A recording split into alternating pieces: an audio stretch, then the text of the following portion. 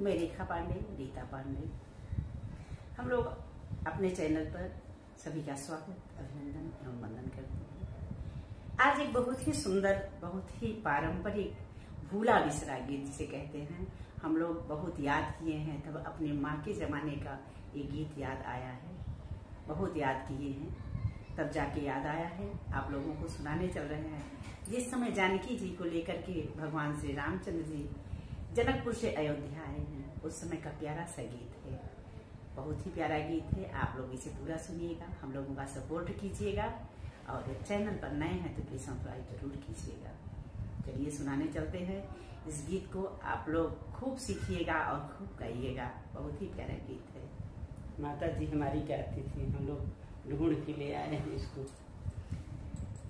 अवध नगरिया कैसा करी गलिया, अरे सागरी गली आय रे राम कुदावई घोड़ रे, अरे राम कुदावई घोड़ रे, अरे अवध नगरिया कैसा करी गलिया, अरे साकरी गलिया, अरे राम कुदावई घोड़ रे, अरे राम कुदावई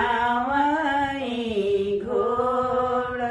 अवधपुर की नारी सब देखन आई, अरे देखन आई, अरे राम सिया के लैके आए रे, अरे राम गवन लिए आए।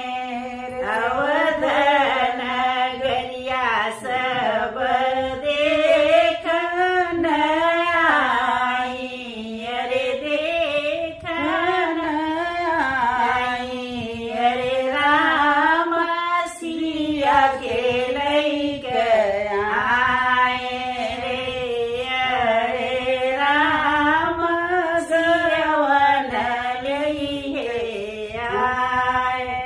धाउत नौआ रे, धाउत बरिया रे, धाउत बरिया, अरे धाइया जोदिया में जाऊ रे, अरे धाइया जोदिया में जाऊ रे।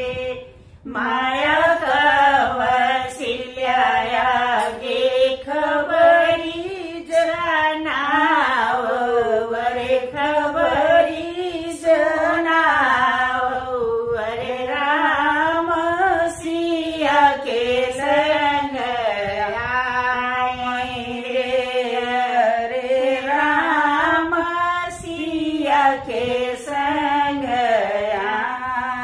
माया कवसिल्या गे खबरी जनाव, अरे खबरी जनाव, अरे सोन दीपक लेई साजी रे, अरे सोन दीपक लेई साज। इतनी बचन जब सुनी कवसिल्या रानी, सुनी कवसिल्या रानी, खुशियाँ न मन में समाई, अरे खुशियाँ न मन में समाई।